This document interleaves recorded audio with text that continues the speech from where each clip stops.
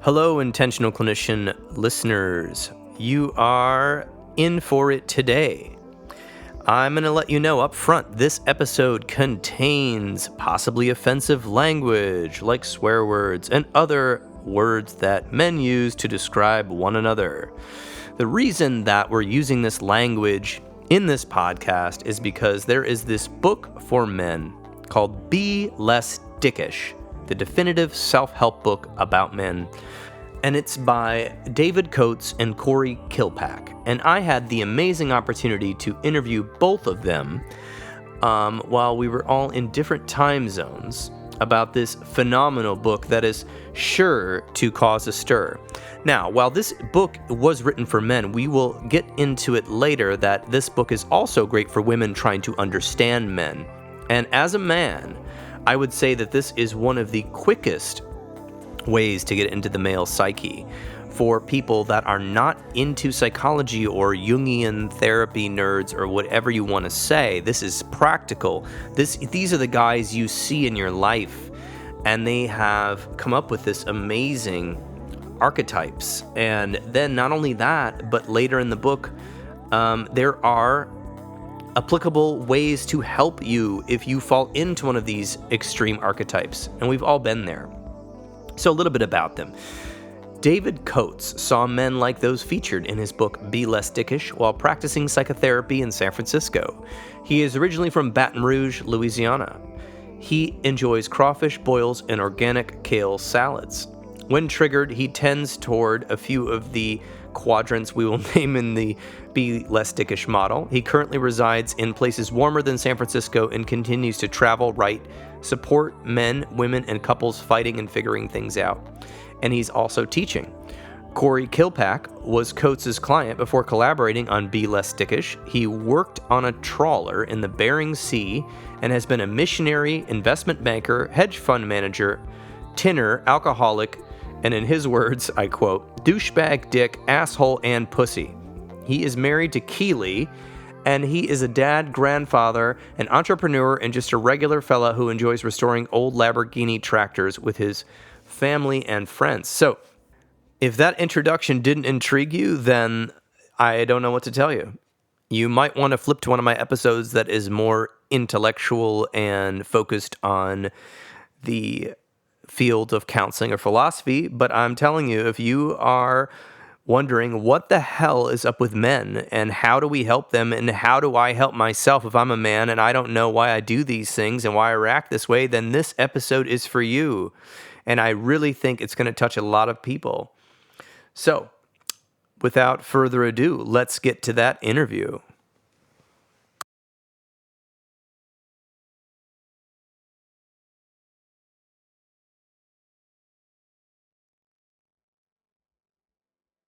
Ready, robot? All right, welcoming to the show, we have David Coates and Corey Jesus Christ, Kilpack. All right, I'm going to start that over. Yeah. Hold on. I literally want to say Kilpatrick. God damn it. Okay, hold on. Kilpack. I'm going to start that over. Welcoming to the show, we have David Coates and Corey Kilpack, the authors of Be Less Dickish, the definitive self-help book about men. And basically, guys, this is a very interesting book. So far, what I've been reading, I want to keep reading it. And it's it's very accurate. And it's, if you're an American male, it kind of scared me like a little bit about how on the nose it was about certain things. So I want to get to that. But could you both tell me who you are and why you wrote this book? Whoever wants to go first. I'll jump in. David Coates, and I am a marriage and family therapist. I'm a psychotherapist in California. I've been practicing about 18 years. I wrote the book because I've always been fascinated with profanity, and I was also fascinated with the way that profanity showed up in my practice and how people used it. And I thought, like, damn, these words are intense, like asshole or douchebag. And like, what can we do with these words? What if we define these words? And they're used in such intense ways. and there's so much charge, there's so much intensity, and I wanted to do something positive. So I started exploring these words and doing research and like creating a whole system around them. Excellent. Yes. We'll get right into those words very soon. Corey. And I was one of Dave's clients using those words prolifically in those sessions. Okay. Offending Dave, probably talking about Dave's other clients and his neighbors. I may have used them to describe Dave. Who knows? It's been a long time. Right. And you've had 45 jobs, according to the back of this book. Yeah, I've moved around quite a bit. So yeah, I listed everything going all the way back to the college days. So yeah, I've worked on a factory trawler. I've been an investment banker. I was the general partner of a hedge fund. And now I'm a founder of a software company. So done a lot of things. And during that time, I had a rough spell and had to work a lot of stuff out and landed in Dave's office. And we ended up working on this project probably about 5 years after I stopped seeing Dave. 4 or 5 years, he reached out to me with a manuscript, and I was blown away. Like, I was really touched by the work that was in there, and just dove in with Dave, and we fine-tuned it, created these characters, and now you have it. Now you're shocked. Yes, I was slightly shocked. Full disclosure, my partner, if you want to use correct language, or wife, told me to turn the cover around. And so I while I was reading it, I would prop it up in different areas of the house so that she would see the cover, which appears to be a male's legs, but the words of the book are over the genitals. So Yes. but she found that particularly for part of her upbringing, she's very actually hilarious and brash, but like part of her upbringing, her initial is that's too much, right? So let's talk about that. Go ahead. What's that? You want to know what's interesting about that cover? We had to pay money to get that picture, and we didn't just pull that out of the ether. We had to buy that, and that so this isn't one of you? No, that is actually the most famous, most photographed penis in the history of the world. That is Michelangelo's David. Oh, it is it? I did not realize that. Wow. Okay. And wow, the irony of it all, right? And that's and the funny part of that is this is Michelangelo's David, and we put it on there like it looked censored because of the words. There is nothing less censored than Michelangelo's David. And there it is. Like, had we put it on there and said, this is Michelangelo's sculpture, we wouldn't have had to put a black box on it. But that's here we a good point. Yeah. That's a good point. That is probably that's quite a famous phallus. So this book, I mean, we can't get into the book without talking about the crisis of men's mental health that's been going on in the United States for, I don't know, maybe since before I was born, but especially pronounced in the last 20 years, and getting increasingly worse with young men who are finding themselves with feeling like they don't have much of a purpose. They're not sure what to do about masculinity. They're not sure what to do about, career. They're not sure what kind of relationships they want. They don't know that there's different difficulties with emotions. They have some very unfortunate examples to follow. And thus, you could see the crisis of men's mental health playing out all over the news in the U.S. and in the conversations we're having in classrooms and in the psychotherapy rooms. Comments about that. Is this part of why you wrote this book, or was this just? Go ahead. Yeah, I mean, I've seen a lot of men in my practice, and what we didn't want to write like a flowery self-help book, and a lot of what we lay out is like traps that men fall into, like extreme behaviors that men will spin out into. And we've given them names like asshole, dick, douchebag, and the one we'll probably talk about later. Yeah. the final one. Well, go ahead. Yeah. So like when men aren't supported in being who they are and in a process of self-discovery, they're going to tend to fall into these sort of strategic orientations, right? And so if they fall into these strategic orientation, they're not really being who they are. And in those extremes, we're saying it's befitting of the word asshole, for example. So we're going to define these extreme archetypes as a way for men to see like where they go when they're triggered. Like when they're triggered at work with a partner, they're going to tend to habitually move in one of these directions. So we're saying, hey, let's look at what you do when you're triggered. And let's look at extreme behavior. And through exploring extreme behavior, you can see your own behavior.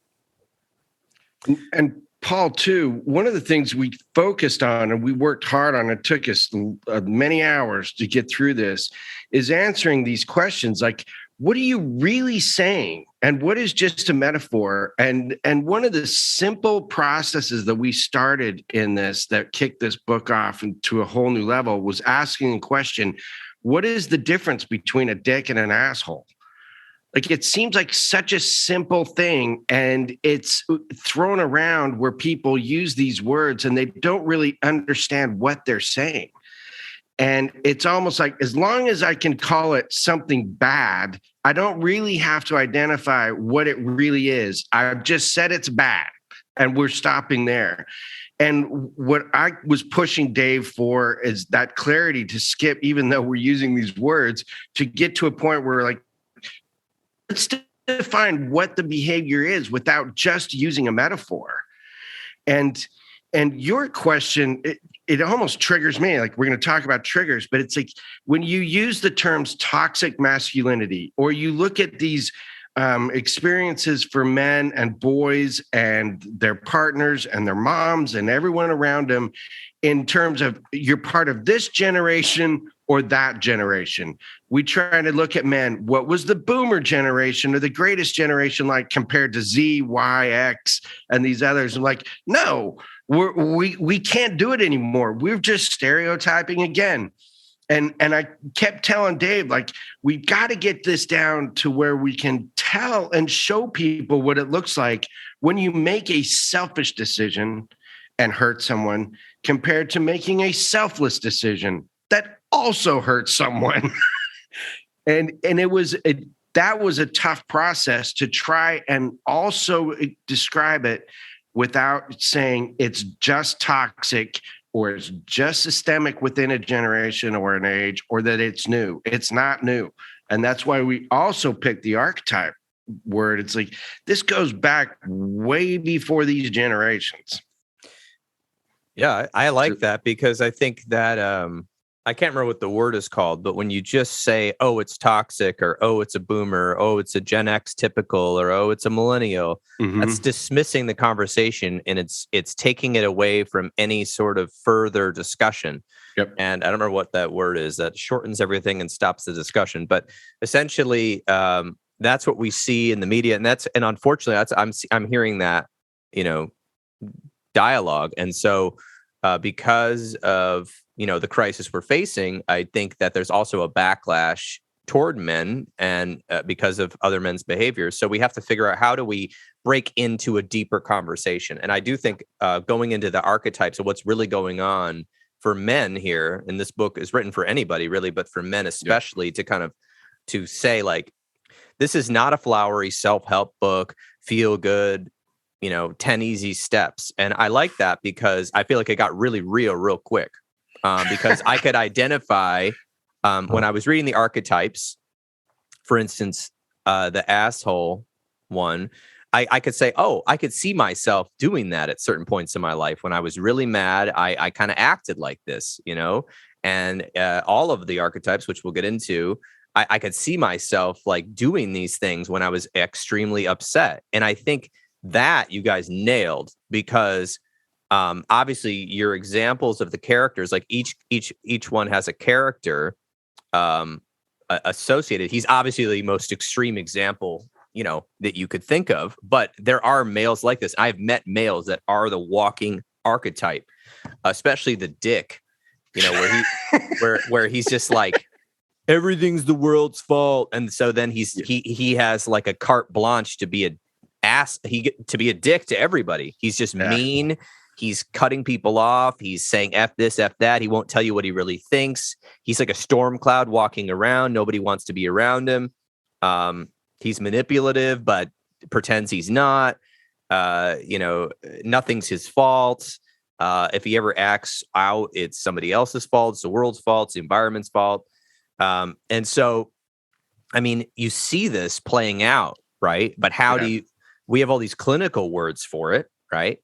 But how do you break through to people that are who are not wanting to talk a bunch of clinical, proper PC content? And I think that you had to take the risk of the publishing industry and other people canceling you to go here. And to be honest, it took me a few minutes. I was like taken aback. I was like, these guys are either really brilliant or I need to burn this book. I'm not sure yet, right? Because when I received it, I was like, because I almost thought like, is this the archetype of the machismo man writing a self-help book? For a second, I thought before I read it, right? Just my impression. Like, listen, you little dicks. This is what you got to do to be a real man. I'm Joe, whatever my name is on the podcast, anyway.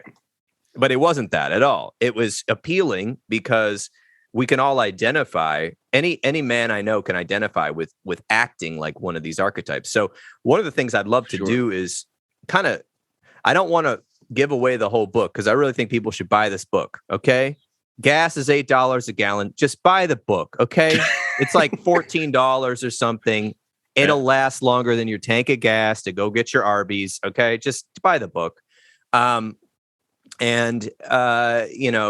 go over the archetypes, but I don't want to give away the fixes. Your whole half of the book seems to be about trauma and coping, not coping, but like figuring out how to get out of these sort of traps. So are we cool going through some of the archetypes? Let's do it. All right. So, let's start with the asshole, since that's the order of things. So, David or Corey, do you want to talk a little bit about the asshole? I'm going to take this one, Dave. You ready? Oh, yeah. You're up. So the asshole, like, to put it bluntly, doesn't give a shit and he hurts people. And the core characteristics of this orientation or this person or this behavior is that when things happen, the priority for the asshole is himself. Like, he is focused on him. He is concerned about him. You can't say he doesn't care because he cares about him. He is just shameless or unaware of the consequences of what he's going to do to other people and how they're going to feel about it and how much they're going to care. And he may get a charge off their reaction if it helps him, or he may not even know.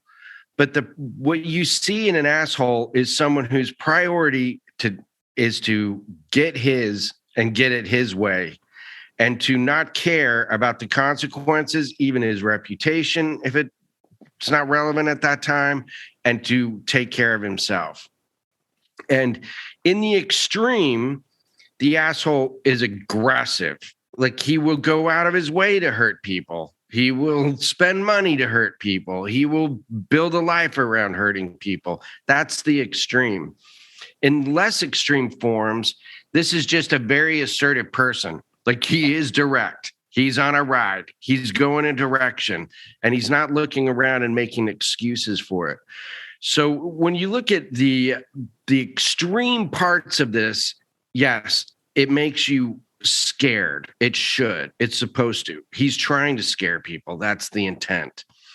And you look at it more dialed in and in control. This is a person who is driven to get stuff done. So there's an attraction to these guys. Now let's talk about the character, Jonah. Oh, yeah. What was your reaction to Jonah, Paul? Oh, man, I've seen this guy, Yeah. His name wasn't Jonah, but I've met this guy, selfish, like you said, aggressive. The character just made so much sense. Like, he can't get enough. Nothing satisfies him.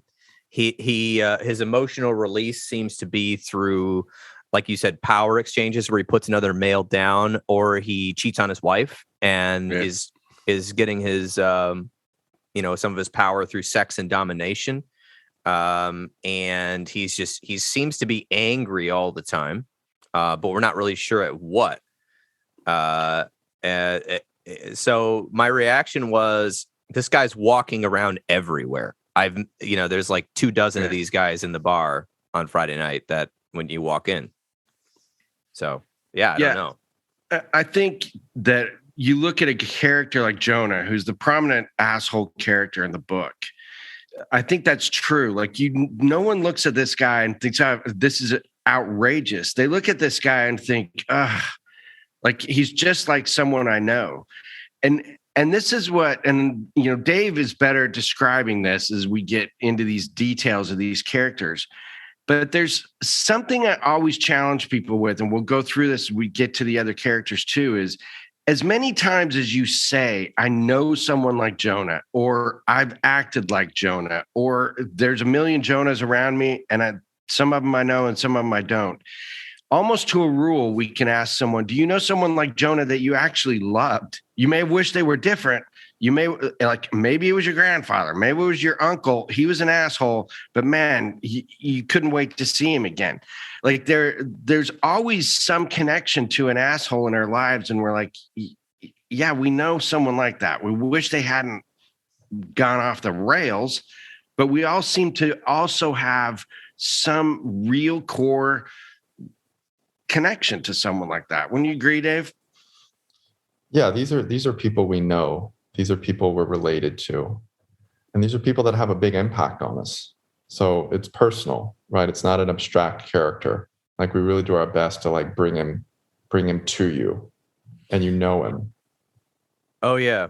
He's people are attracted to this directness, right? He's obviously successful in the book as a contractor, I think, being in charge of different construction projects. And most people wish they gave fewer fucks, right? So he's shameless. So he's able to take what he wants, and he's not worried about his impact on other people. Whereas most people, were overly conscientious. Oh, I want what I want, but I don't want it to upset anybody. Right. Or I want what I want, but you don't want to give it to me, and so I don't really want it. So like, he comes in and represents just kind of raw desire. I want what I want, and I'm not even aware of how it's impacting you. And honestly, most men need more of that. Like, we don't want men to be aggressive about it, but all these archetypes have gifts. So the asshole's gift, which Corey was hinting at, is like, he's assertive. There is a time to say, I'm going to fucking do this for me, and I don't care what anybody thinks, because I need to do it. And like, men like that who can claim that for themselves, they tend to be more vital as fathers. They tend to be more vital as men. There's a time not to give a shit what other people think. Now, if you're only ever not giving a shit what other people think and acting selfishly, you're in trouble, right? You're stuck in that one quadrant. That's not a man that we need. But men need to get that they have the right to say, I'm doing this for me, and it doesn't matter how it affects other people sometimes.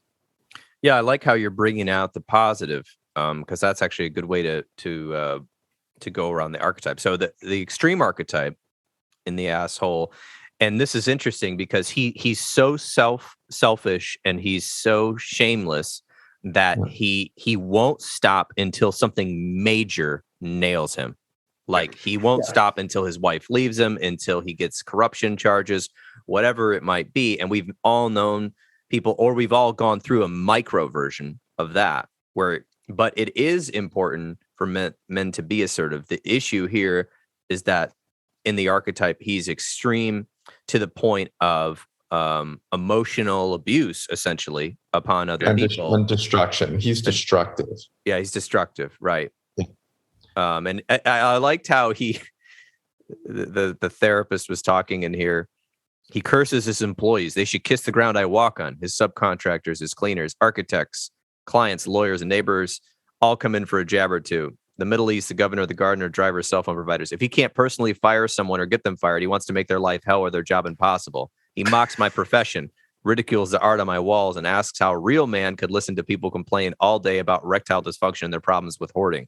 I thought that was hilarious because it almost sounds like this guy talking. Like, can you believe these people? Can you believe it? You know, and just like, I'm like, God, I've had conversations with this guy, right? And we've all been, I think at some point, if you want to be authentic, I remember a time in my life where I was like trying to be more assertive.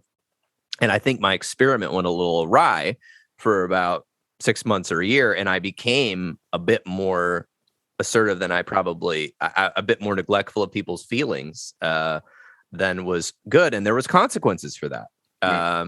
And I think that is how this book speaks to you, because it has this cool, it's not a textbook, you know, it's not like, well, this is what happens. And it's a story of this guy and then how he gets into therapy and what happens to him, but it's short and sweet. And there's some highlighted points. It's really character driven.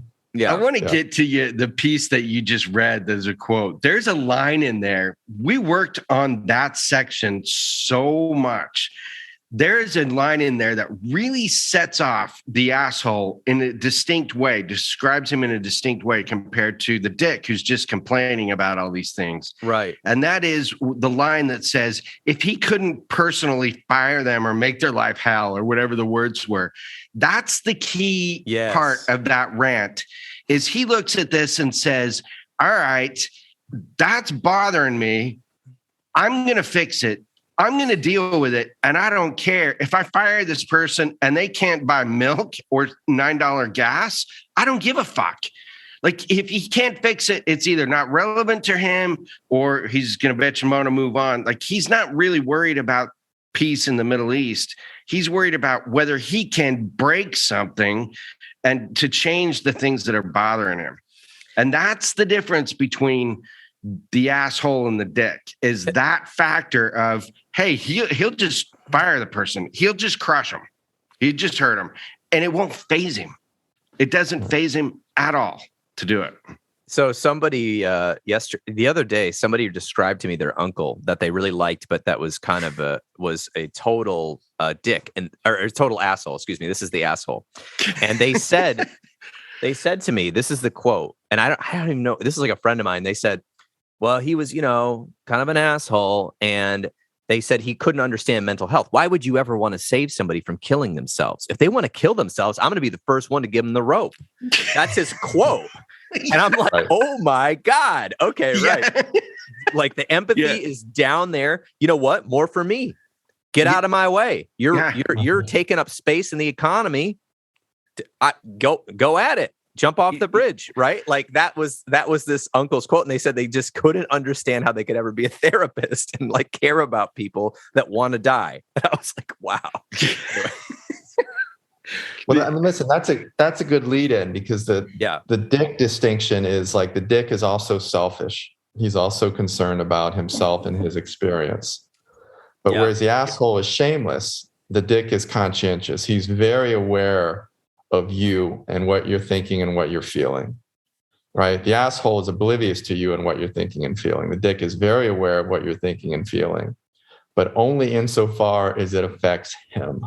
Mm-hmm. Only insofar as it affects him and he's a victim of what you're thinking or feeling. So he may say, his girlfriend walks in and he can tell she's in a bad mood. And his first thought is like, great, she's in a bad mood. Now what do I have to fucking deal with tonight? Now this is on my plate on top of everything else.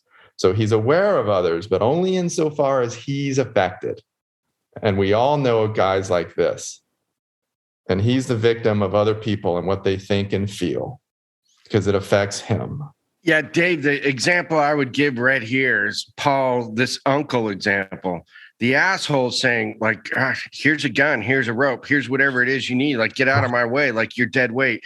And the dick is looking at his watch and saying, shit, do I have to go to the funeral? Like, look, I have to change my whole schedule now because this guy killed himself. And now I'm going to miss the game. I had tickets.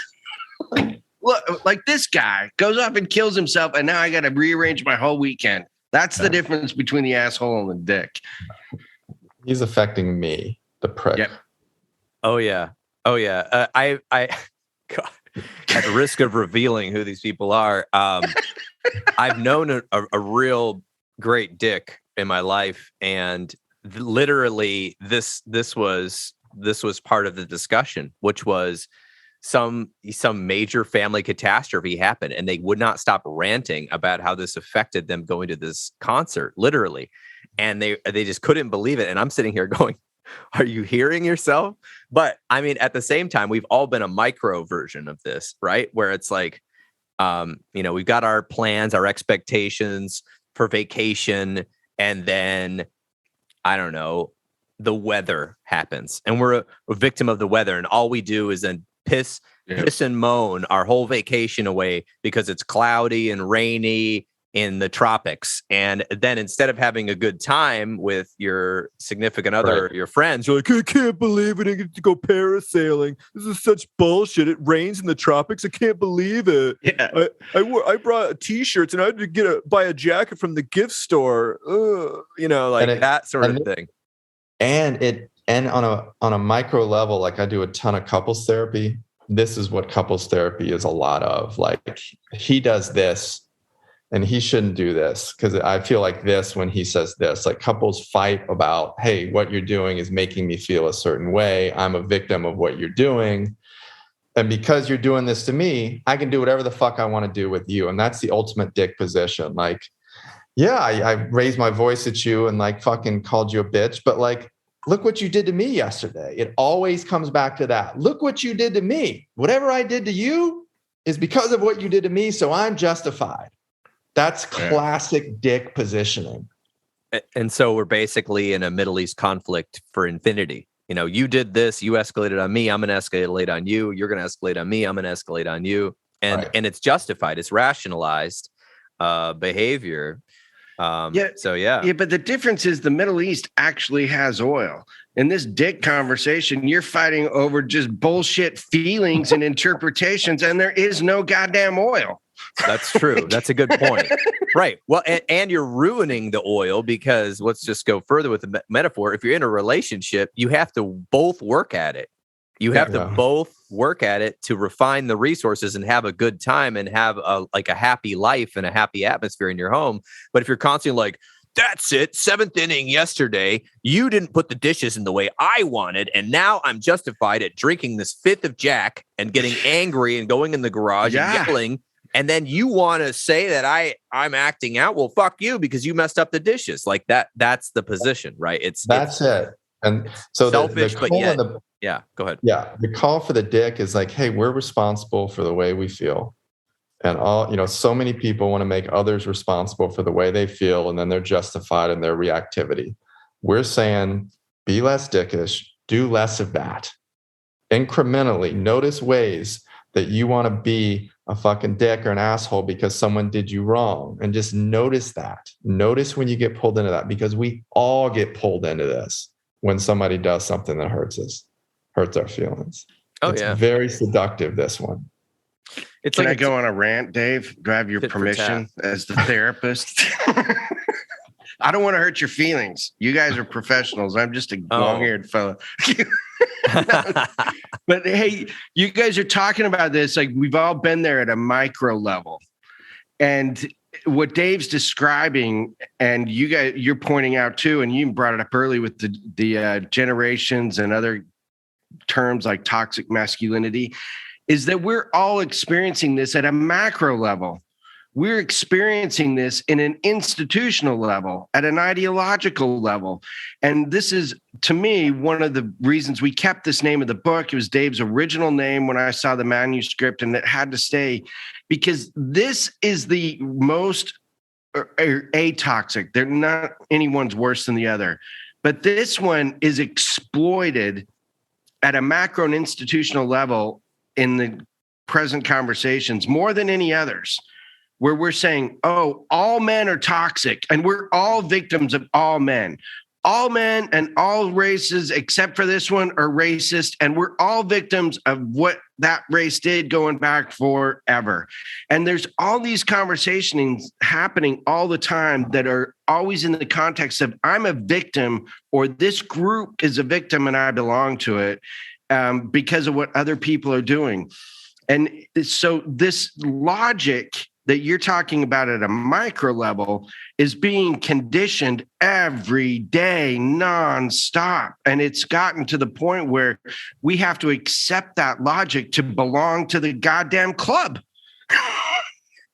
And so when Dave points this out to people at a professional level, like, this is you describing your feelings and your reaction to what someone else did. You're not even describing your own reaction to your own experience. You're just making up this, like, you did it to me, blaming, shaming, everything else.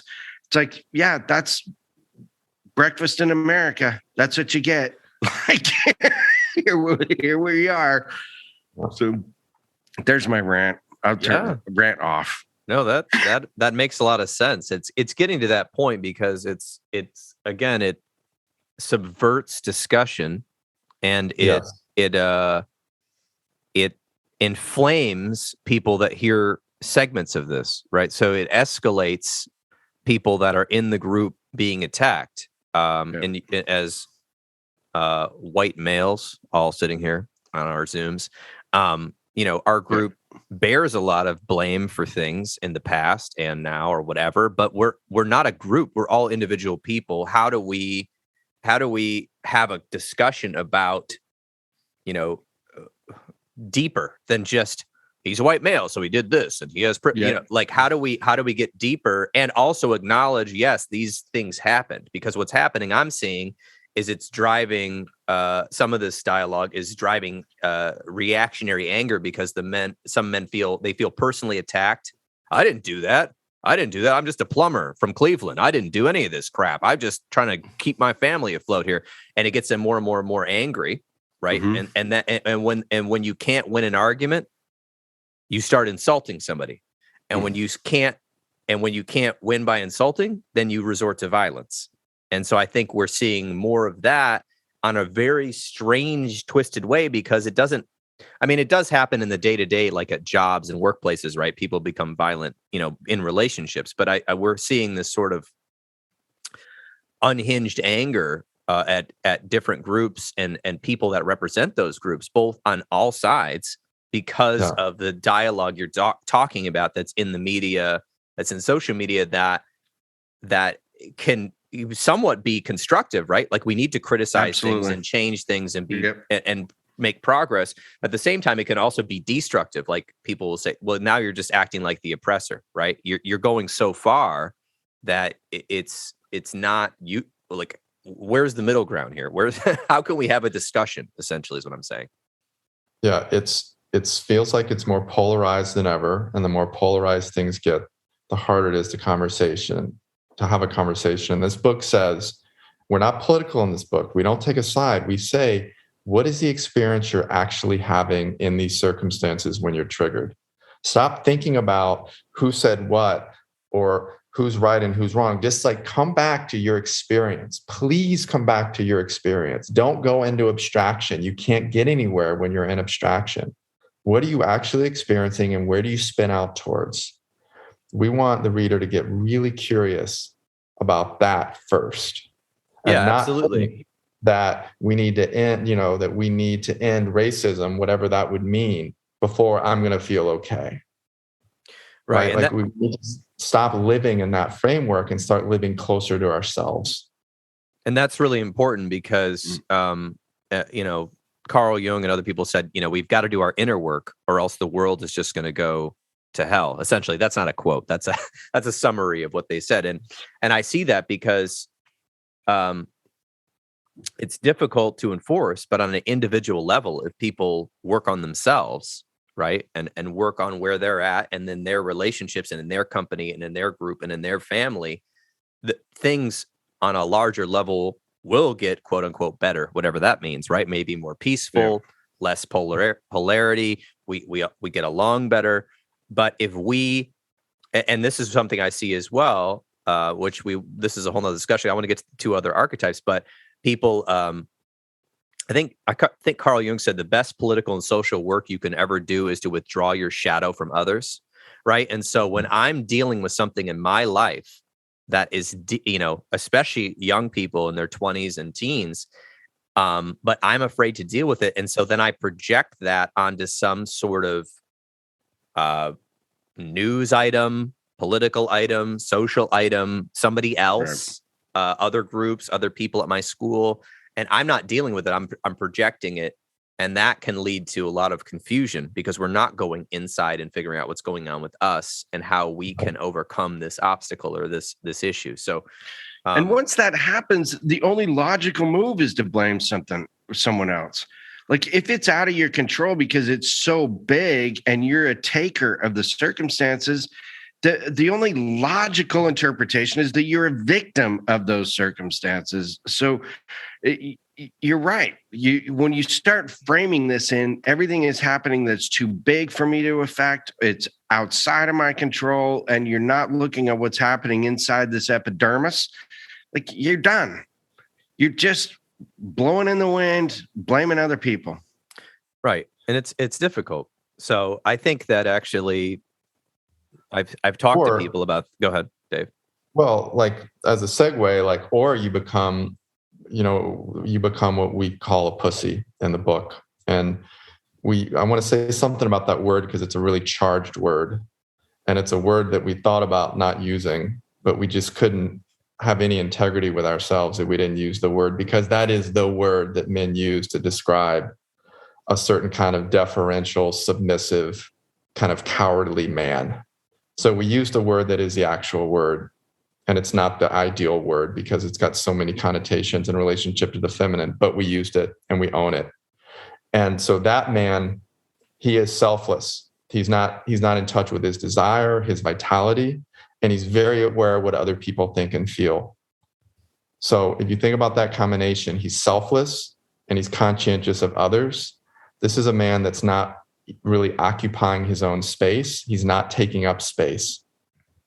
And I think a lot of men are in that position now with the backlash towards men, where, the dick is going to be a victim and bitch and moan, and the pussy is just going to feel kind of responsible and that he should just be quiet and be deferential. So he's the submissive, disempowered man, and he is everywhere. You can see this man on the street with kind of the hollowed out eyes and the stooped posture, just like he's defeated. Yes. I think this one speaks to a lot of males. I definitely went through a phase where I felt this way, where I was just deferring because I think it was probably a reaction, is that I didn't like the machismo, over the top, hyper masculine, get out of my way thing I was noticing. And so I would just be like, whatever makes you happy, I'll go with that. Whatever makes you happy. And what happens is then we aren't really a person. We're not really saying what we think, and we can build up resentment or other and not have clear, authentic relationships. I remember Jack Kornfield, if you know who he is, he's a Buddhist teacher. And he talked about this in one of his lectures. He used different words because he's Jack Kornfield. But he said that his first wife, he was in Boston. He'd just gotten back from this retreat, like a 6-month, retreat, because he's becoming a Buddhist monk. And Buddhists, you want to be able to see things go by. Life is suffering. This is a very don't send emails. I know what Buddhism is. I've read the books, but this is just what Jack was interpreting in his young years, was that he needed to defer and be peaceful at all times. And so his wife would say to him, do you want to go to the Italian restaurant? Do you want to go to the Mexican restaurant? Do you want to go to the American bistro? And he goes, everything's okay. All food is the same. We all come from the same place. We all eat, and then we digest, and then we, take a nap. And I'm okay with whatever you want to do. And she would just go crazy at him. Damn it, Jack, tell me where you want to eat. And he would be like, I just want to make you happy wherever you want to eat. She's like, I'm not happy because you're not telling me where you want to eat. Because she wanted to have a relationship. She wanted to have an exchange. Yes. And he had taken his meditation to the extreme where he wasn't engaging and asserting himself in any way. And he actually divorced her. They got divorced. And then he met his partner, who he's with right now, and founded the Institute. But, this reminded me of myself in some ways when I was younger. And just you think you're doing the right thing by not causing trouble, by kind of being meek and Yes. mild. Everything's fine, I got a good job. Some people like me. I've got a reputation. I don't want to embarrass anybody. I don't want to be a burden. What do you want to do for your birthday? I don't know, whatever you want. And so the issue is that you're not being vulnerable. And am I right about that? Yes, 100%. You're selfless, but you're too conscientious. You're submissive. You're not being vulnerable and going, hey, you know what? When you said that hurt my feelings. Right. Yeah. And that's a big one in relationships. If you're in a relationship with somebody, they don't want you just to say, I'm happy all the time. I'm just meditating here. I just love you so much. You're just the best. And they're like, I just didn't do anything you asked me to do. I didn't help you do any chores. And now you're telling me I'm the best. I think that's bullshit. I failed you or something. You know what I mean? Like people want a relationship with somebody, and to have a relationship, you have to have opinions and you have to have feelings and you have to say them. Right. So that's what I kind of took from this. I want to see what your takes on it are, but I feel like it's like good intentions, right? This guy, he's got the best intentions all the time to be the nice guy. Yeah. And how many nice guys have I got in my therapy room? All the girls like the biker guys and the douchebags, and the frat guys. But I'm the artist. I'm peaceful. I wear linens. I listen to the Grateful Dead. I like Tori Amos, and I can't get a date. And I paint my pottery, and nothing wrong with any of these things. But it's like I'm just trying to be harmless too much, and then they can't get a date, and they're like, "Why do they always date the mean guys?" And I'm always the friend. I'm in the friend zone, So the character that we use to describe all this in the book is George. And I've been asked by many people named George now, a couple of them, I shouldn't say many, to change that name. but George it is. So tell me, Paul, like we talked about this with the asshole. When you were reading about George, you got through these vignettes and you saw him in these different scenarios. What was your reaction to him as a person, as a character? If you knew him personally, like what does he make you feel like as you're going through the book? Well, I'd be very with this annoyed. Guy, George. I'd be very annoyed at George because if I'm asking George a question, he only cares about my response. He doesn't care about what he thinks. He's trying to do something like people please me or get my approval or make sure he doesn't make waves. And so I don't really know George. I'm annoyed at George. I don't really know what he thinks. Mm-hmm. I'm not sure who he is. He seems sort of like a waifish enigma, like he's kind of like a seed floating in the wind. I don't know him. And I'm also annoyed at him. I like that he wants to make peace, but he's made too much peace. I like peaceful people. This is great. But you want to feel the guy, right? Yeah, like I want to know him. Hit the tennis ball back and forth with you, and a pussy in the extreme, he refuses to do that, and then you're left with the burden of the connection. It's on you, right? Like he leaves it all on the other person, and that's why women who are with men who fall into this archetype, they're like, God, he drives me crazy. He doesn't ever push back. He doesn't bring himself forward. I can't, and it's kind of death by 1,000 paper cuts being with this guy. And he slowly saps the vitality out of the relationship because there's no there with him because he won't risk anything. He's hiding. He's not connecting. He's not being vulnerable. Yeah, I go ahead. I'm looking for the page where Kayla has her thoughts about him. Yeah. Keep looking, scrambling through there. Writing this, and we've talked about this many times too, was really tough for me. And because I had a reaction similar to yours, Paul, going through and creating this character and discovering this character with Dave and trying to picture what this was like as we're presenting him in all these different scenarios, including getting inside his own head in these therapy sessions. But what we show and what we found as we explore and learn more about George is that he's having the same fucking hopeless experience with strangers while he's driving his car, with customers at the bank, with subordinates at the bank, with his fiance. Like, there's no intimate relationship. There's no anonymous relationship. There's no contractual relationship. There's not even just your everyday run-in with a damn cop or anything, where he doesn't take this position of, I'll give you what you want. I'll feel better when you have what you want and you're in control, to the point where you're just like, who the fuck is this guy? And yet he doesn't do anything to offend you. He only does things to make it your way. It is a puzzling, disturbing puzzle that you can't solve when you're living and experiencing George. You're just left wondering, am I going crazy? Yeah. And in George's world, right, because it's strategic, the only way he can self-regulate is if you're okay with him.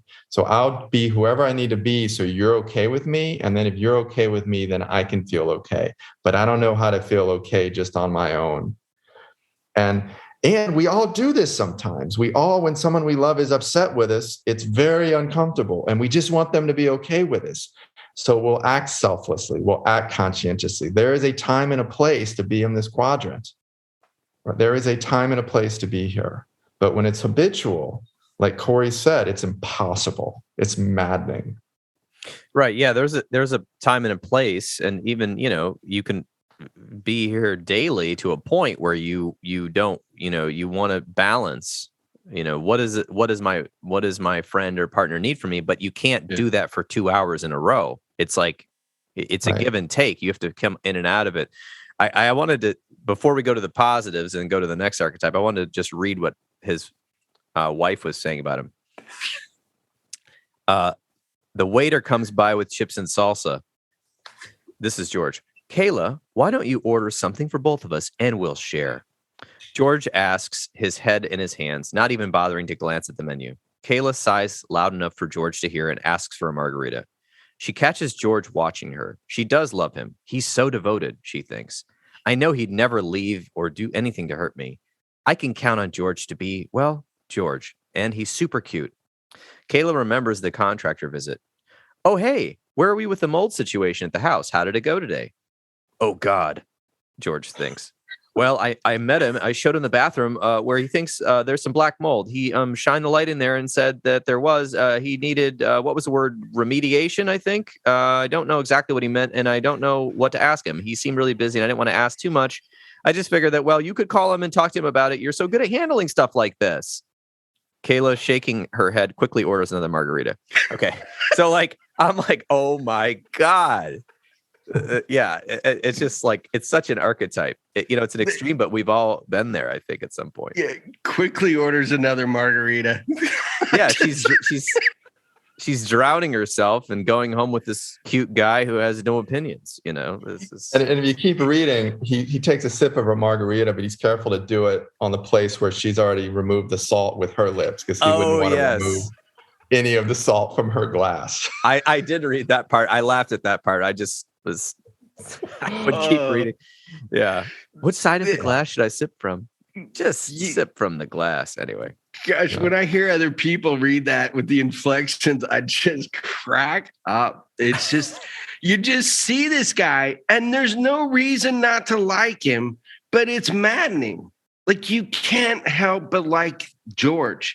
He is by far the most likable character in the book. And if you had to pick any of these characters as a neighbor, you would pick George. Totally. Hands down, you would pick George. No question about it.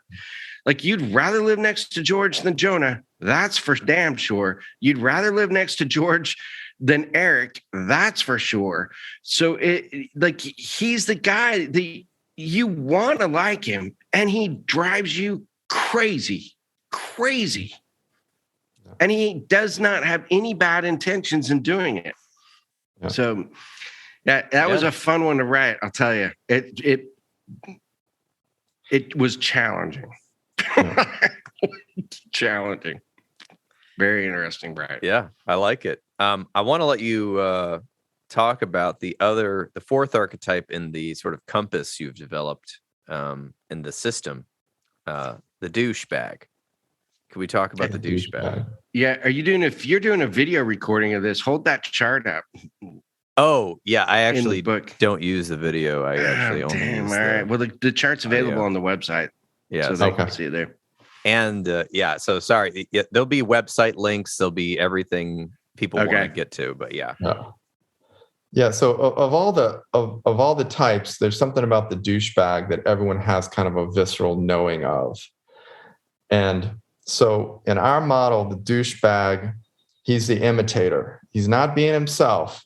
He is shamelessly and enthusiastically portraying an image of someone he'd like to be, right? So there's no there with the douchebag. So in that way, he's selfless. You can't feel his authentic self. He's just in the character. And he's shameless about it. He is shamelessly promoting that this is who I am and this is what I'm about, and it's fucking awesome. And you're like, what? Because there's such an incongruence between your sense of him and how he's presenting himself. So this is our douchebag. He's the imitator. And he's also everywhere. And corporations, for example, love this archetype because they're selfless. They're going to promote I work for Google. Google's the best. They're going to shamelessly promote the brand. And it's called Alphabet. It's Alphabet. Alpha. Oh, I'm so ashamed. Get on the board. Get on the team.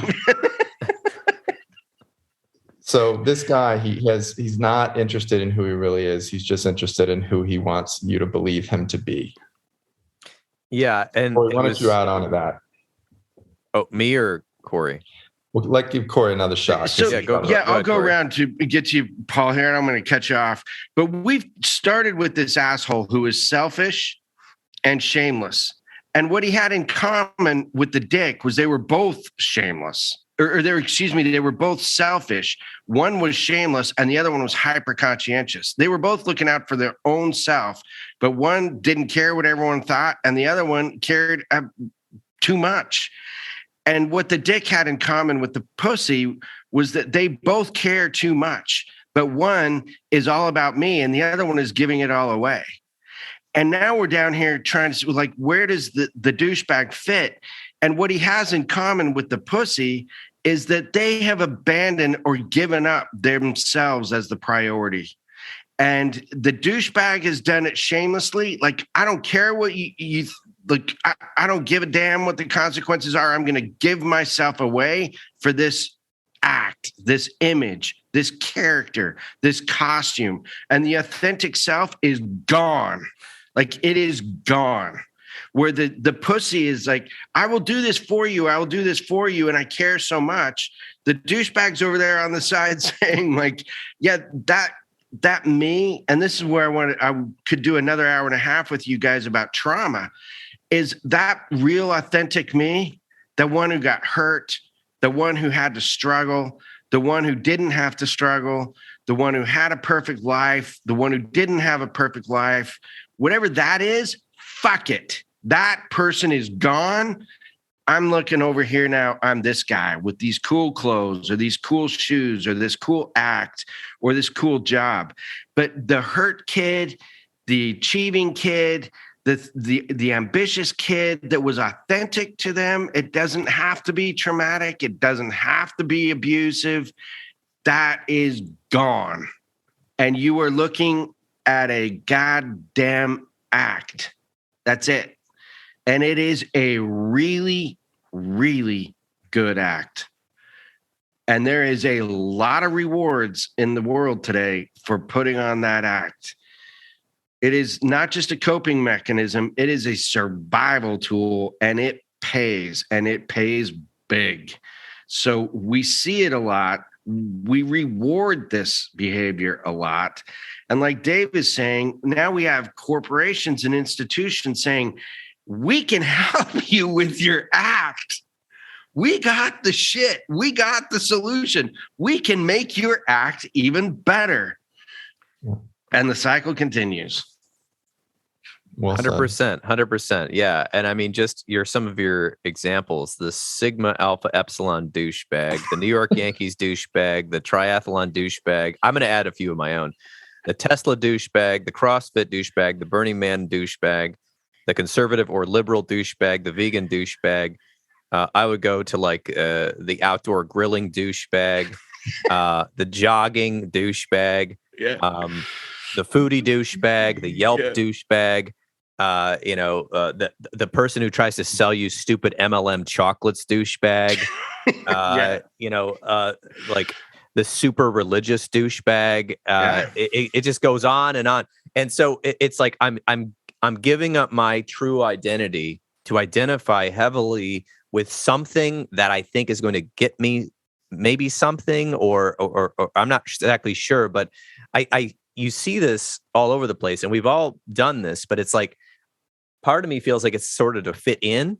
I don't know if that's true on your way, but like I lived in Chicago for a while, and there's this team called the Chicago Cubs. You might have heard of them, and they're a baseball team, but they're not a baseball team. They're a cult.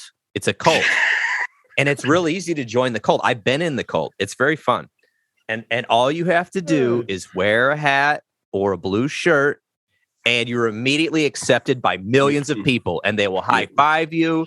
They will love you. You will go to their hot dog store. You will drink old style beer, and you are a part of the family.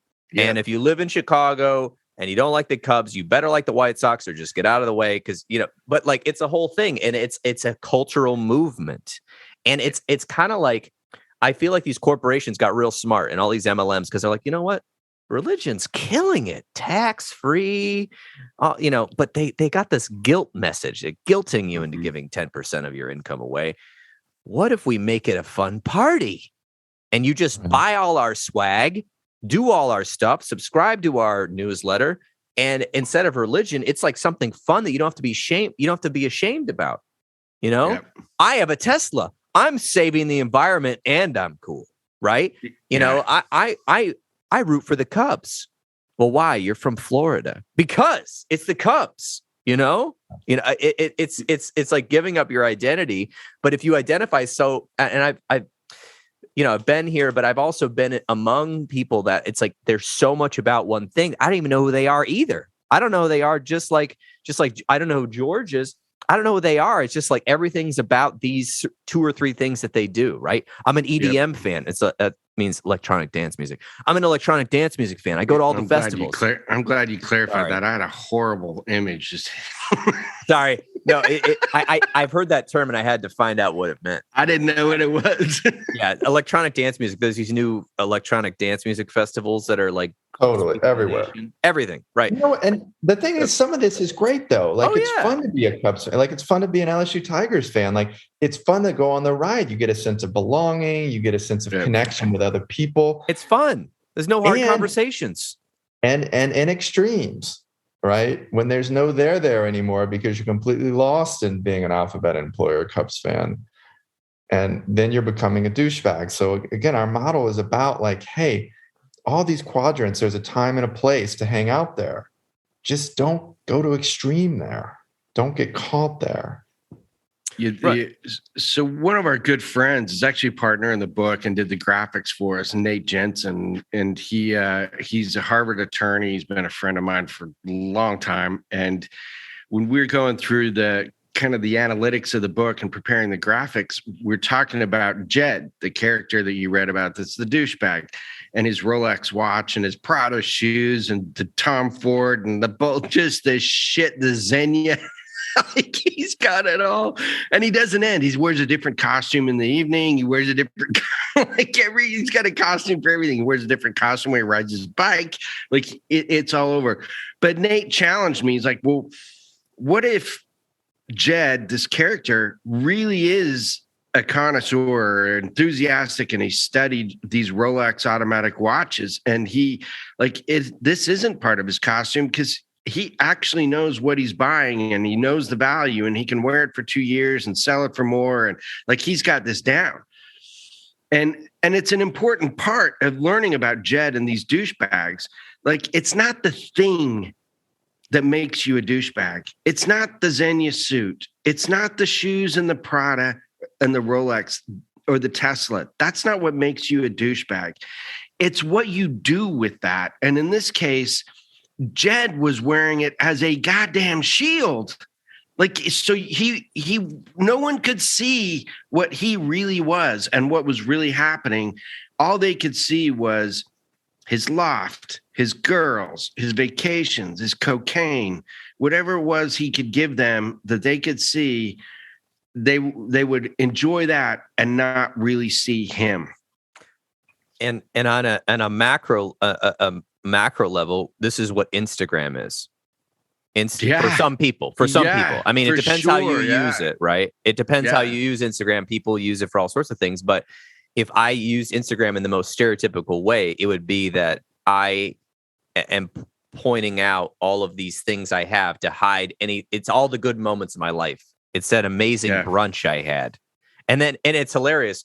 If you've ever hung out with people that take pictures for Instagram and it's like they're like business or side business, it's intolerable. They're like, I need you to move over here. The lighting is here, this and that. Okay, put the salt on the burger. Like, it's like a whole thing. And it's not real, right? The rest of the morning was hell. And actually, it was hell when you took those pictures for 10 minutes.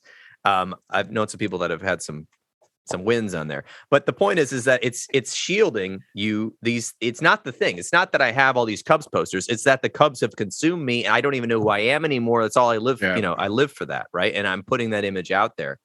So I think that one's an easy identifier, I feel like, for people. It is, but there's a question in there which you may have caught in the early section on the douchebag chapter, where we ask, and I can't remember what voice it's asked in, whether Dave's asking it, the narrator, it's part of the description, is how can this guy who keeps a catalog of his sexual conquests be considered selfless? Like, we really put it out there. Like, you look at the things that he's doing and how it's affecting other people. How do you explain that he is doing this and he is selfless? And the distinction that is so important with the douchebag when you're applying it personally, like, great, we can apply it to the consumers of Instagram. Like, we do that. If you want to pick a convention, we can apply it to those people too, right? Like the Raiders, the black hole, we can talk about that one too. Like the Cubs, we can talk about that. I was a Mormon missionary. Like, you put on a costume every day. So there's a experience that applies to all of this. So, but what's important is that the real douchebag, the harm that he is doing, is that that person, he or she, is kicking the best, authentic, real experience and real life out for all this other bullshit. And it may be one of the greatest gifts that we have. And look, you guys are the professionals. I'm just a guy.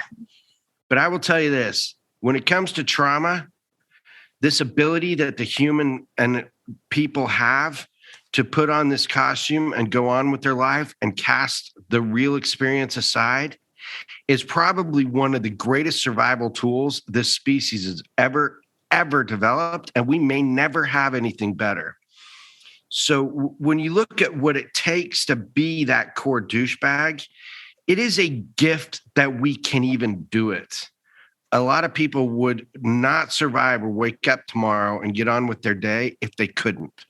So I don't want anyone to walk away from this and think that the douchebag is all just a corny shit show, because this is the application of an experience or a coping mechanism that we have to develop empathy for and understand.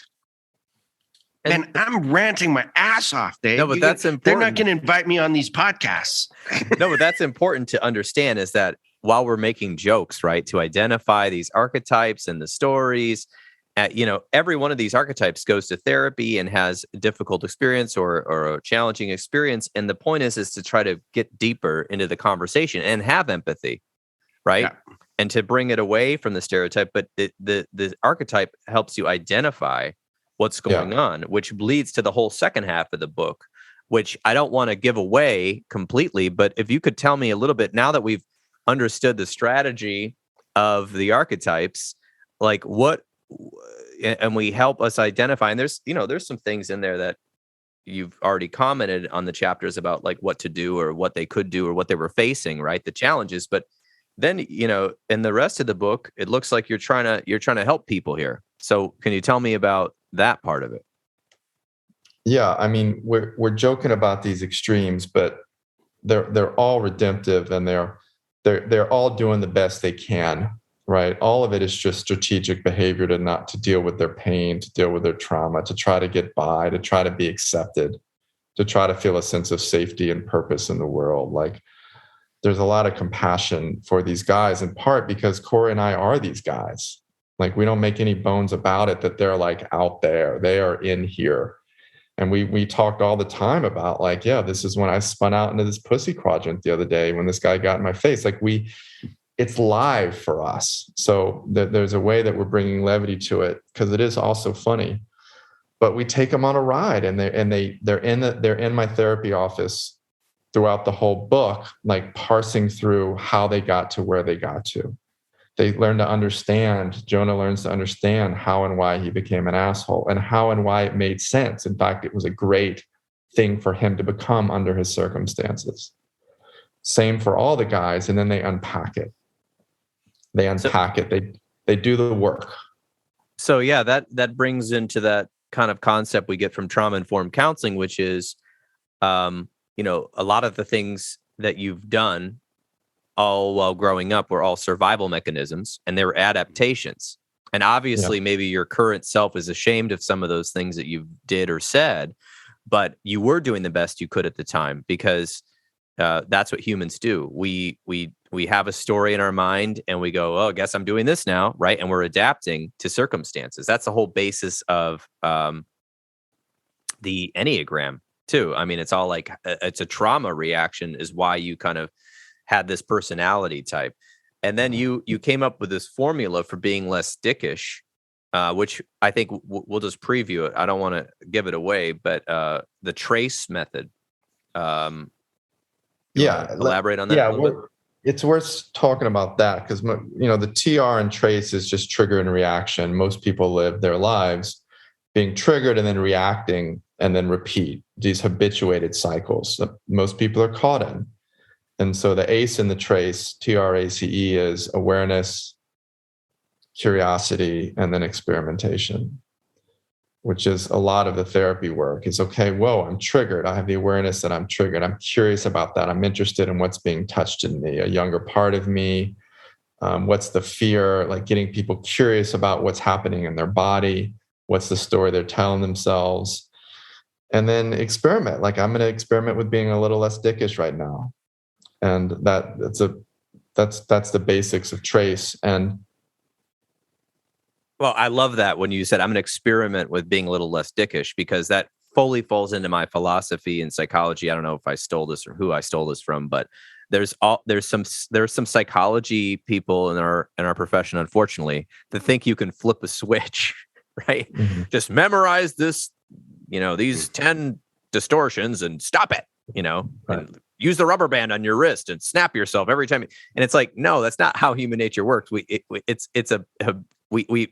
came into life, and we're living our life, and we've developed habitual patterns, whether we like it or not. So thus, if I'm going to start changing and I'm in one of these quadrants, and I'm really hardcore in one of these quadrants, I can only take little steps at a time.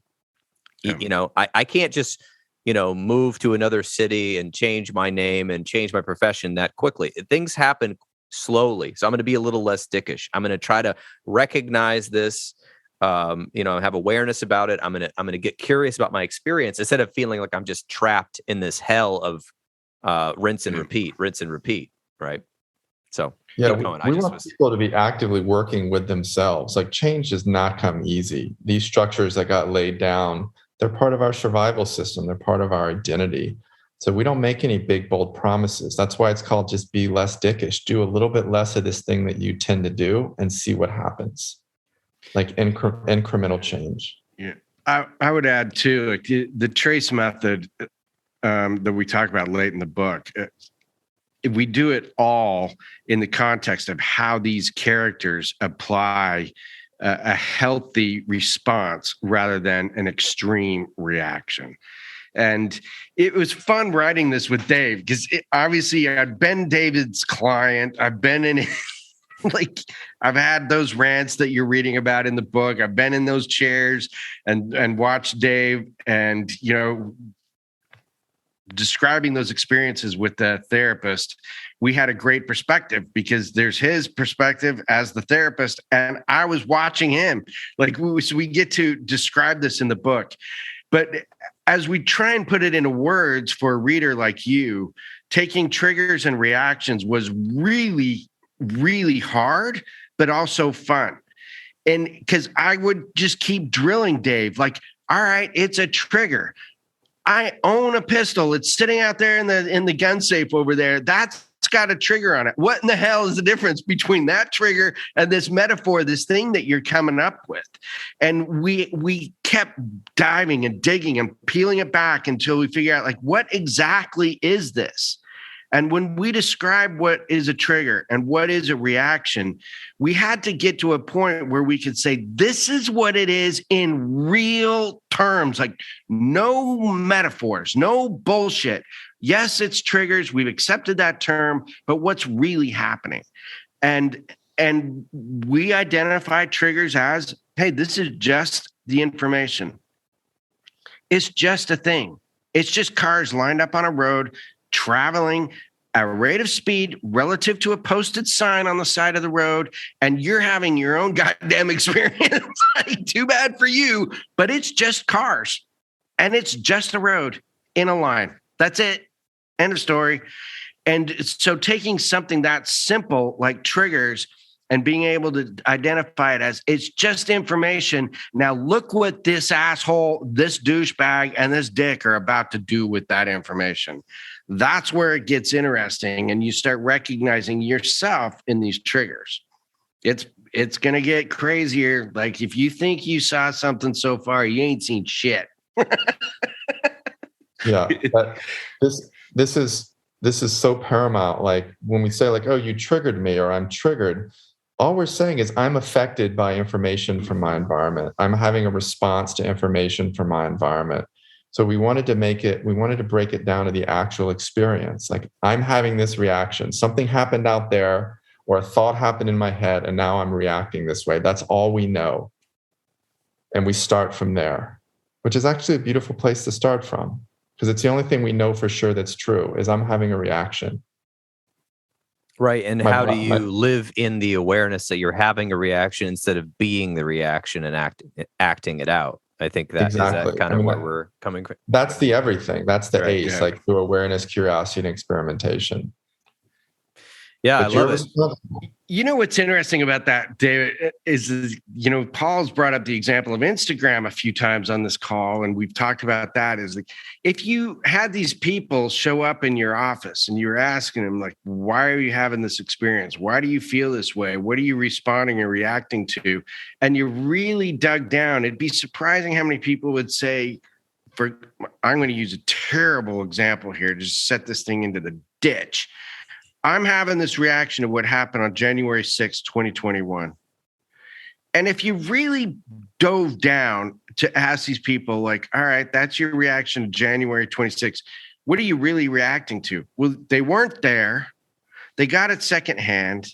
They got it from a friend who already had a feel like it. Ultimately, they ended up reading something on Facebook, and then they saw a link on Facebook to something else.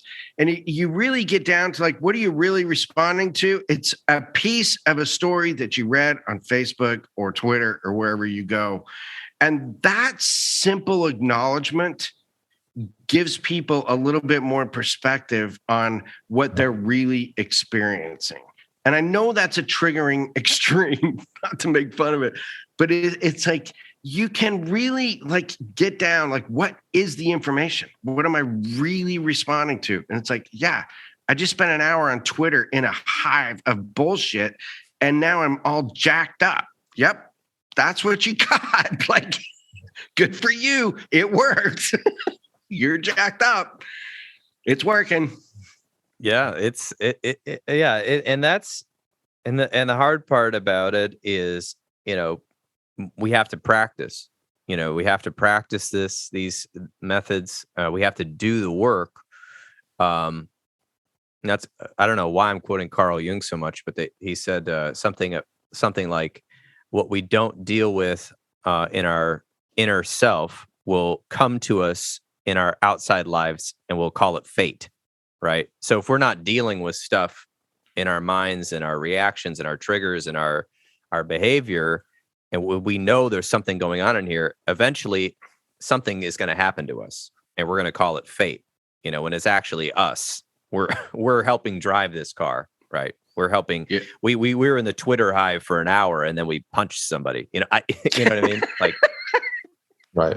We threw our phone at Denny's. We're like, I hate Twitter, and then the cops were called, and then we're a victim. It's Twitter's fault. I'm suing Twitter. Yeah, all because of this thing that happened 3,000 miles away. Right. I'm now being arrested by the cops. Yeah, right. That's a. Exactly. Right. I mean, it's a reaction to a reaction to a reaction to a reaction. Yeah. So anyway, I want to know, we have a little bit of time left, not too much. I want to know, how has publishing this book and, writing this book changed both of you? And I have a selfish question, which is, are you going to make an audiobook version? Yeah. Dave, you're first. Well, the short answer is there's already an audiobook version out, and Corey reads it, and he's spectacular. What? Where have I been? Okay, well, I haven't been on Twitter enough to find it. Where is it on Audible or what? It's on Audible. Yeah, Corey's got a great bluesy voice, which you can already hear from this podcast. So he reads it great. Oh, this is exciting for me. I love audiobooks. And how has it changed me? I mean, a more vulnerable answer would be it shows me I've been a clinician for almost 20 years, so I'm very competent in that configuration. But that's facing another person.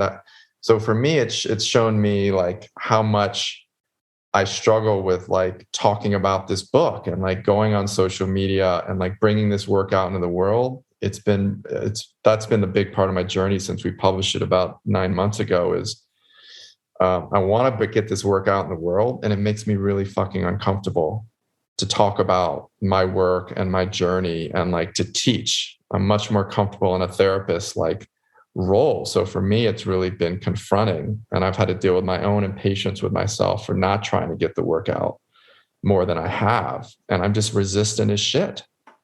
I am resistant. I'm overly conscientious here, to use our model. And I'm not able to just I'm doing it more and more, but like, that's been the journey for me, is like, it's a really different role than being a therapist. And it's a great edge for me because I really believe this work has already touched a lot of people. We've gotten amazing feedback. And I'm like, why doesn't that motivate me to get it out in the world more? I even have another edge for you. So after you spend after you spend the next 5 years promoting this, and I'm gonna push you. I'm gonna be. I don't know you, so you can say fuck off. But essentially, I think you got to push this and go to those like book festivals and all that shit. But really, where I feel like this is going, I feel like this book could go is two ways. You could also go to making a companion piece for therapists, how to work with men. And because these archetypes are just, I mean, I think you guys probably like sweated blood over making these archetypes. They're perfect. It's perfect. It makes so much sense. It's scary. And I've read a lot of self-help books. I've read a Robert Bly, Michael Mead. I read all this stuff, right? And James Hillman. It's all really intellectual. This is applicable. So I feel like right there, therapists need it. So what I think you should do is make a thing for therapists, how to work with men, how to work with these archetypes, how do you help them deal with men who are difficult, who maybe don't want to be in therapy, maybe they were threatened. A lot of men, they say, I'm coming to therapy, I'll be there, and then 5 sessions in, they go, yeah, my partner, my wife, my job. They told me if I don't go, I'm fired, I'm divorced, I'm broken up with. Yeah. You don't find that out till session 5. So I think that would be cool. I also could see this, I don't know, this is a little bit, I'm a little bit of an idealist, but like, how they used to have men's retreats in the 90s and they'd like play bongo drums and like cry and like roll in the mud and scream and stuff. Well, I think we could update that with this book and maybe whatever kind of things you guys are into. I don't know, some Go to a some cool NASCAR activities. race. Yeah, NASCAR. I mean, you could go to Talladega and just have a stand. I don't know, but anyway, I'm gonna go there. I feel like this book has legs. I think it's just like anything, everyone's trying to go viral, and it takes some time to go there. So I'm just encouraging it. No, I believe in the book and the project 100%, and just like for me to be someone that can stand up and say, we're going to talk about assholes and pussies and dicks and douchebags and the way that you're an asshole and a pussy and a dick and a douchebag, I'm still working up to it. I'm still working up to owning the content of the book and the intensity and the charge that's in the book. Well, it's somewhere inside of you, obviously, because you wrote it. I know. But maybe it's just not. Maybe you need a few tattoos and and a personal trainer. Maybe I don't know, that would yell at you. I'm just teasing. Anyway. No, but that's been the richness since we published it. I mean, the book was its whole ride, but since the book is published, it's like, gear up, kid. Your life is changing, and I'm navigating my own resistance, my excitement, my not knowing how to do it. So here I am. I'm fucking tracing my ass off in my own process. Love it. So, and Paul, I feel like that was a personal jab. I've been sitting here for an hour and a half with my arm wrapped in cellophane because I got a sleeve tattoo yesterday and haven't been exposed to oxygen for 24 hours. You want to show us this tattoo? Oh, nice. Whoa, did you just get the whole thing done? Got the other side done. I got the inside. I would show you, but it's still not. You can't. It looks cool. Yeah, it looks like a lot of ink. Yeah, and we're probably 75% down for 80%, somewhere around there. We got a little bit more work to do. Yeah, well, sorry for personally attacking you. No, I'm teasing. Corey, I'm curious how life has changed for you since we put it out there. Yeah, that's a good question. And when we were writing this, it took a few years to get through it. We were processing the characters, then we had the words and the grammar, and then we went through the whole process to get the audiobook done. And it was more work than I expected, and it was more fulfilling than I expected. It was, and getting it done, seeing it come in the mail and getting the reviews that we've been getting has been profound. One way that it's changed me and really affected me, and Dave and I have talked about this in detail and privately and some recorded conversations like this, is how many people have come to us and said, this particular section just made me cry. Like I was in tears. And you can't predict what section's going to do that to people or why, and we have no idea all the time. But it surprises me when people tell me the section, and I'm like, wow, I didn't see that coming. Or I wouldn't have guessed that. And I think, for me, how it's changed me, I had the luxury, if you want to call it that, of having my wife with me every step of the way. She read the manuscript out loud, and we took turns on a road trip. We read the original manuscript from Dave, and we were both touched by it. Like, this has legs. Like, there's a lot of value in this.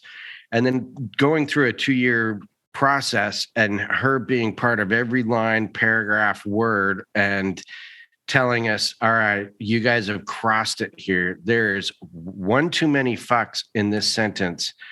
When at the point where you hit 15, like 13 might be your limit here, or whatever.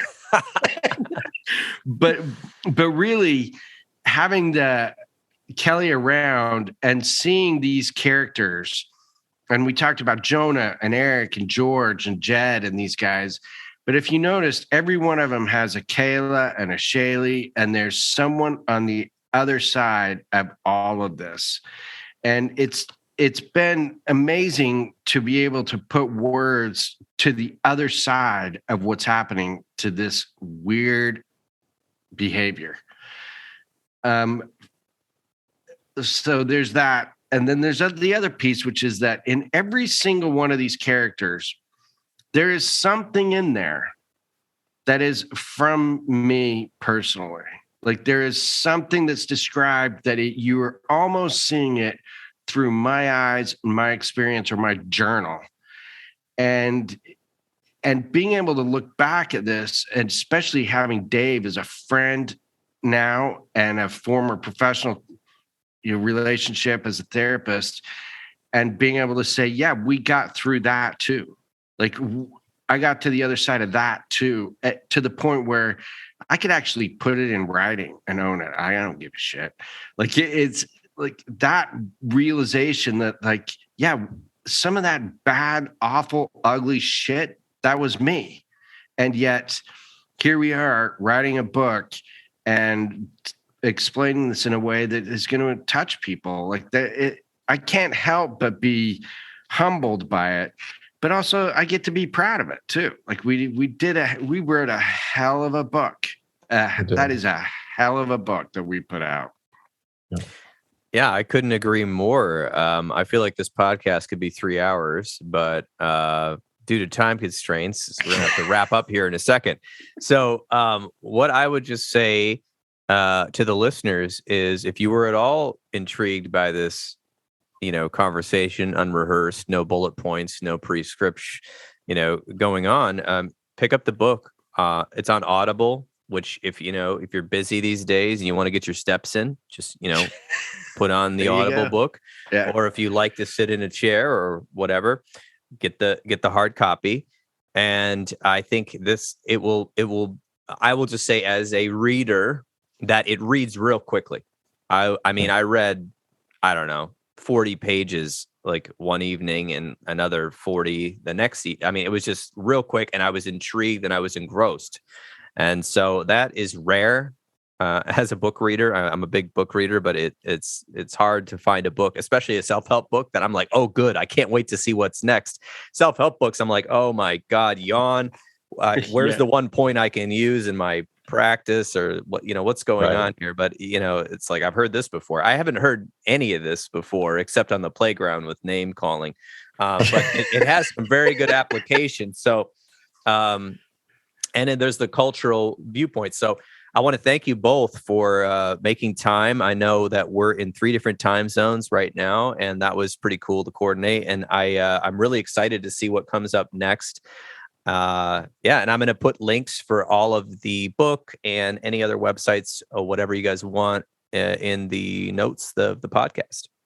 And let me say one more thing. I think it's important, and that's to potential women readers, that I wrote the book with women in mind, because I want women to be able to see and understand bad male behavior, and to not get pulled into it. To not get pulled into like mothering the pussy, or going along with the douchebag's bullshit, or like apologizing to the dick. I want women to stay in their center and to be able to see what's going on and demand to be met in a centered way. Because it's so easy to get spun out by these guys, because it's powerful, it's compelling. And a lot of women will say, I just don't understand. I don't know what's going on. Or they want to he's so wounded, I want to help him. I'm like, no. You can help him by seeing the dynamic that's being played out, seeing what you're being pulled into, and saying, no, thank you. I'm not going to meet you out there where you're the victim, but I'll meet you in here where we can talk about your experience. So I just want to put that out there. I didn't get a chance to mention it, but I want women to understand men, and I want women to call men into more mature behavior. Oh, 100%. I love that. I'm actually going to recommend this book to a lot of women I know, because I think that women have more power than they may believe in their relationship if they're able to understand how the male is thinking and why they might be behaving this way. They can really be instrumental for him to get the starter going in the car to do his own work.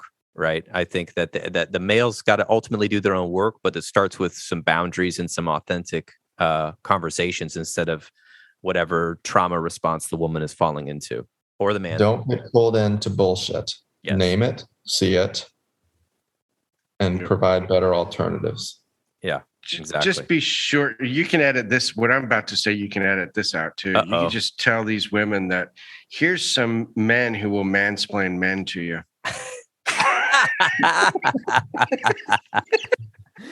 So as a joke the other day, I somebody said, somebody was like, oh wait, what's mansplaining? And so then I proceeded as a joke to over explain it for like 5 minutes until they realized what I was doing and threw something at me. But it was fun. It was fun. I just mansplained. Anyway. Yeah. Right. It was great having you guys on. Really fun, Paul. Really fun. Thanks for having us. Sounds good. Hey, and I enjoyed it. Awesome. Yep. There's a knock at your door.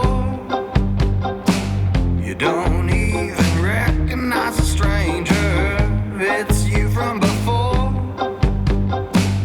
Trying to warn you all about the danger.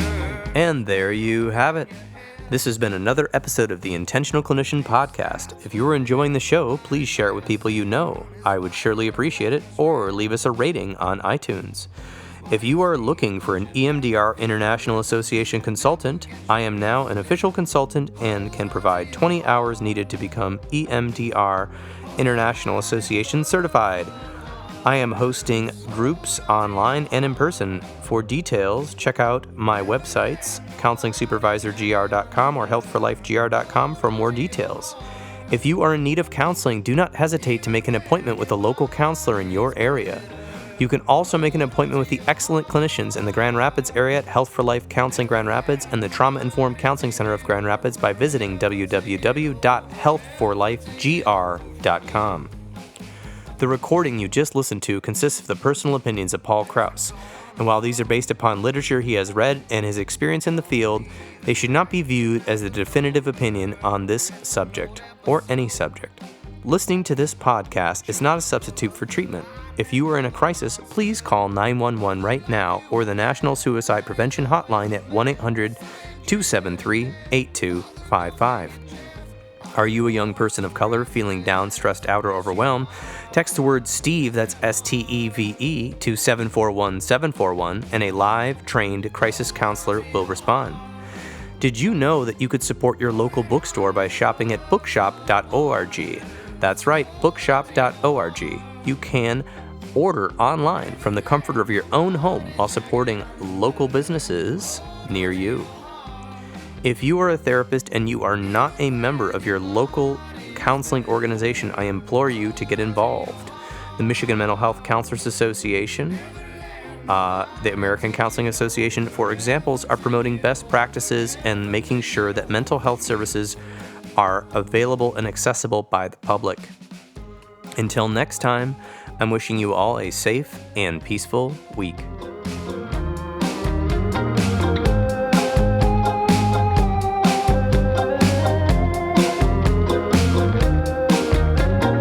Is it all a game of bait and switch your brains and follow your leaders to hell? Is it